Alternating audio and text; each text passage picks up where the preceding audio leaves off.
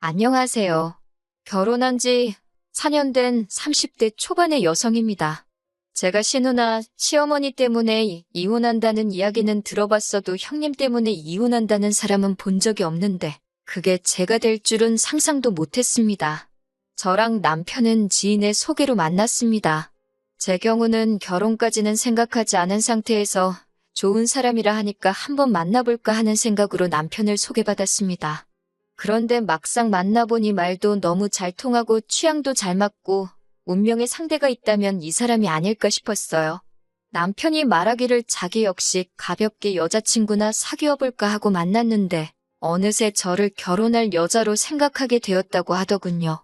저희는 누가 먼저랄 것 없이 서로에게 빠져들었고 1년 정도의 연애 후에는 자연스럽게 결혼을 이야기하게 되었습니다. 주변의 몇몇 사람들은 뭐하러 벌써 시집을 가냐고 하기도 했고 결혼하더라도 한동안은 애를 낳지 말고 신혼을 즐기라고 하기도 했어요. 하지만 저는 남편과 꼭 닮은 아들 하나와 저를 꼭 닮은 딸 하나를 얼른 낳고 싶더라고요. 저나 남편 둘 다 아이들을 좋아했고 또 둘 정도는 낳아 키울 경제적 능력도 충분했기 때문에 굳이 미룰 이유가 없었습니다. 그래서 결혼 이후로 매번 날짜 계산해가며 노력했어요. 그저 하루빨리 아기 천사들이 찾아와 주기만을 바라고 또 바랬습니다. 하지만 임신은 감감무소식이었어요.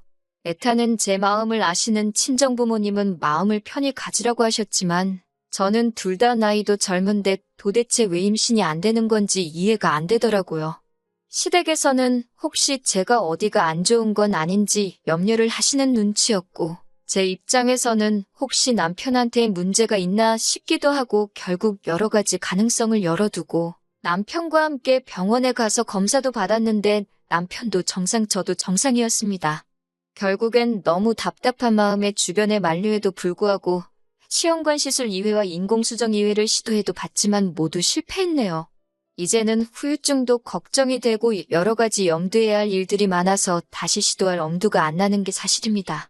이런 저희의 사정을 아는 가족들과 지인들은 임신의 임자도 제 앞에서 꺼내지 않을 만큼 저를 배려해주고 생각해 주었습니다. 하지만 누구보다도 뻔히 잘 알면서도 절대로 배려해주지 않는 한 사람이 있었으니 그건 바로 형님이었습니다. 남편보다 3살 많은 아주버님은 저희보다 1년 일찍 결혼을 했어요. 그리고 아주버님과 결혼한 형님은 저보다 1살 많고요. 근데 형님 성격이 아주 이상합니다. 분위기 파악 못하고 말을 이상하게 해서 남의 기분을 나쁘게 만드는 못된 재주가 있거든요. 두 번째 인공수정을 실패하고 얼마 지나지 않아 명절로 시댁에 간 일이 있습니다. 제가 명절 준비는 어떻게 할지 상의하려고 형님께 전화를 드렸더니 당신은 딸애 보느라 너무 바쁘다면서 저에게 음식을 해오라고 하더라고요. 그러면서 동서는 정말 복이 많은가 봐. 나는 애가 있어서 너무 피곤하고 힘든데 동서는 자유롭잖아. 이런 말을 하더라고요. 저는 솔직히 처음에 일부러 그런 소리를 하는 거라고는 상상도 못하고 그냥 저도 빨리 형님처럼 예쁜 딸 낳아서 바쁘게 살고 싶다고 했지요. 하지만 이런 식의 대화가 2-3번 반복되면서 형님이 절 괴롭히려고 일부러 그런다는 걸 알게 되었어요. 그리고 한 번은 시어머니의 생신이라 온 가족이 모였는데 조카가 계속 형님한테 달라붙어서 떨어지질 않더라고요. 원래 딸이 엄마를 제일 좋아하잖아요. 그 모습을 보는데 괜히 코끝이 찡할 만큼 부럽더라고요. 그런데 그런 저를 형님이 보더니 자기는 힘들어서 죽겠다며 자기 딸 좀 저더러 데려다 키우라고 그러더라고요. 그러면서 자기 딸을 보고 저한테 엄마라고 불러봐. 이제 숙모가 아니고 엄마야. 그러는데 너무 얄밉더라고요. 무엇보다 짜증나는 건 이런 식의 말들을 일가족 다 있는 데서 농담하듯이 하니까 제가 왜 그렇게 말씀을 하시냐고 따져 묻기가 쉽지 않더라고요. 몇 번인가 정색을 하고 저한테 그런 농담은 안 하셨으면 좋겠다고 하긴 했는데 오히려 시부모님과 아주버님이 절 너무 예민한 사람으로 몰아가는 눈치였어요. 그래도 형님이 이 정도만 했다면 그냥 제가 속으로 욕이나 하고 말지 시댁하고 연을 끊을 생각까지는 안 했을 거예요. 불과 몇 달 전에 있던 일입니다. 시부모님이 모처럼 저희 부부하고만 식사를 하자고 연락을 주셨어요. 저는 저희 부부가 안쓰러워서 격려차 먹자고 하시는 건가 솔직히 그런 생각을 하고 나갔습니다. 시댁에서 멀지 않은 곳에 조용하고 한적한 한정식집이 있길래 거기로 예약을 하고 시부모님을 만났어요. 그런데 평소와 달리 시부모님의 표정이 어두우시더라고요. 안색도 안 좋으시고 해서 혹시 어디 아프시냐 물으니 그건 아니고 저희한테 긴히 물어볼 게 있다 하시면서 솔직하게 대답해줘야 한다고 하셨습니다. 제가 시부모님한테 애교 많고 살가운 며느리는 아니지만 단 한 번도 거짓말을 하거나 시부모님을 기만한 적은 없었기에 시부모님이 더 낯설게만 느껴졌어요. 무엇이든 물어보시라고 제가 대답할 수 있는 일이라면 다 솔직하게 말씀드리겠다고 하니 시어머니께서 그래 그럼 단도직입적으로 물어보자 하시더니 너 애를 일부러 안 갖고 있는 거니? 라고 물으시더군요. 저는 순간 시어머니가 하시는 말씀이 무슨 소린지 이해가 안 되더라고요. 제가 그게 무슨 말씀이시냐고 다시 여쭤보니까 시어머니가 남편을 바라보면서 네 형수가 그러더라. 너네 원래는 처음부터 애 가질 생각이 없었는데 우리가 알면 난리 날까봐 일부러 안 생기는 척 연기하는 거라며 그러시는 거예요. 옆에서 그 말을 듣고 있는 저도 할 말을 잃었고 남편도 도대체 무슨 소리를 하시는 거냐고 하더니 깊은 한숨을 내쉬더라고요. 그리고는 저희 둘 중 누가 먼저랄 거 없이 눈물이 터져나왔습니다. 그 무렵에는 저도 남편도 임신이라는 단어만 들어도 눈물이 흐를 만큼 예민하고 우울해서 서로 조심하고 있던 상황이었어요. 정말 누가 탁하고 조금만 건드려도 터질 상황이었거든요. 저희 둘이 눈물을 쏟아내니까 시부모님도 당황하신 눈치였고 그제서야 왜 니네 형수가 그런 소리를 했는지 모르겠다며 마음 풀라고 하셨습니다. 저는 너무 화가 나서 당장이라도 형님에게 전화를 걸어 자초지종을 따지고 싶었습니다. 하지만 시부모님께서 당신들이 먼저 연락을 해서 왜 그런 소리를 했는지 물어보겠다고 하시더군요. 저는 정말 분을 참을 수 없었지만 시부모님이 하신 말씀도 있고 솔직히 형제간의 싸움으로 번지진 않을까 걱정이 되어서 꾹꾹 눌러 참았습니다. 그런 제 모습을 보고 남편도 너무 속이 상했는지 자기가 자리를 한번 만들 테니까 형수한테 따질 게 있으면 따지고 풀 게 있다면 풀자고 그러더군요. 저도 전화나 문자로 시시비비를 가리는 것보다는 대면하는 편이 낫겠다 싶어서 그러자 했고요. 그렇게 남편이 시부모님과 아주버님께 연락을 드려 자리를 만들게 되었습니다. 그게 한 3달 전 일입니다. 저희 부부는 아무것도 거릴 게 없었기에 일부러 탁 트인 식당으로 장소를 골랐습니다. 솔직히 형님한테 개망신을 주고 싶은 심정이었으니까 보는 사람이 많았으면 좋겠더라고요.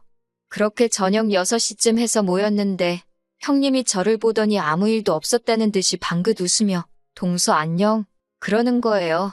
순간 아니 어떻게 사람이 저러지?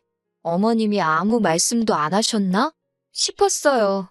더 어이가 없었던 건 일단 식사부터 하고 하나하나씩 다져봐야지 했는데 형님이 되도 않는 연기를 하더라고요.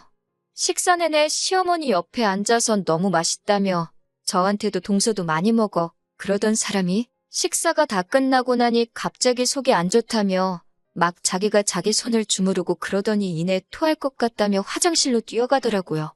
시어머니는 걱정이 되는지 저더러 따라가 보라고 그러시고 어쩔 수 없이 뒤쫓아갔습니다. 그런데 아니 형님이 멀쩡한 얼굴로 거울을 보면서 옷매무새를 만지고 있더라고요. 그래서 제가 뭐 하자는 거냐고 장난하는 거냐고 하니까 형님은 오히려 동서야말로 지금 뭐 하자는 거야?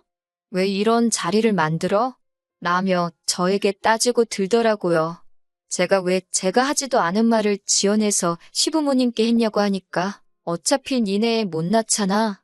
그런데 내가 그런 말한 게 그렇게 기분 나빠? 막말로 못 낳는 건지 안 낳는 건지 누가 알겠어? 이러는 거예요. 제가 어이가 없어서 형님은 왜 그렇게 사람 가슴에 비수 꽂는 말을 하냐니까? 그런 것까지 내가 동서한테 말할 필요는 없지 이러더군요. 그러면서 형님이 화장실을 먼저 나가는데 하늘이 돕는다는 게 이런 걸까요? 화장실 앞에 저희 남편이 서 있더라고요. 평소 저희 남편은 정말 순하고 착한 사람인데 정말 다른 사람처럼 보였어요.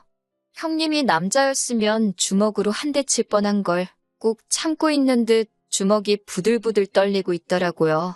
저는 큰일 날까 싶어서 남편한테 그냥 가자고 상대하지 말자고 했는데 남편이 형님한테 야, 이 미친 여자야? 라며 욕을 했어요. 그러니까 형님도 좀 쫄은 것 같고 식당도 크지 않은 데다 소리까지 커서 금방 사람들이 몰려들고 수군거리더라고요. 저는 잘못한 것도 없는데 창피하고 억울해서 눈물이 나오고 형님은 또 자긴 아무것도 모른다는 표정으로 부부싸움은 집에 가서 하라고 그러더라고요. 그런데 정말이지 신이 존재하는 건지 그날 그 식당에 있던 누군가가 저희 가족 일을 인터넷에 올렸더라고요. 올린 사람이야 저를 도와주려는 건 아니었겠지만 결과적으로 저에게 큰 도움이 되었습니다. 그 글이 인기를 얻어서 형님과 제 귀까지 들려왔으니까요. 저는 비록 제가 한 건 없었지만 그래도 속이 다 후련하고 사람들한테도 고맙고 그랬습니다. 그리고 며칠 후 시부모님께 호출을 받았어요. 갔더니 아주버님하고 형님도 와 있더라고요. 시어머니는 저희 넷을 마주 앉혀놓고는 형님한테 먼저 왜 저희가 하지도 않은 말을 했다고 지어냈냐고 묻더라고요. 그러자 형님은 오리발을 내밀며 제가 분명히 자기한테만 털어놓는 거라며 그렇게 말했다는 거예요. 그래도 제 입장을 생각해서 자기가 시어머니한테만 말한 거고 엄청 돌려서 좋게 말했다고요. 그러자 시어머니는 저에게 혹시나 제가 친구에게 부탁을 해서 그런 글을 인터넷에 올린 거냐고 얼른 내리라고 뭐 좋은 일이라고 집안 망신이지 않겠냐고 뭐라 하시더라고요. 그제서야 그래도 시어머니가 맏며느리라고 형님 편을 드시는구나 싶더라고요. 저는 그래도 시어머니가 중간에서 중립을 지켜주실 줄 알았는데 그건 착각이었던 거예요. 시부모님은 어쨌든 지금 둘 다 증거가 없으니까 이번 일은 이쯤에 묻어두고 없던 일로 하래요. 그러면서 저에게 그 글은 지우든지 진짜 제 친구가 아니면 본인인 제가 가서 그런 거 아니라고 해명글이라도 적으라는 거예요.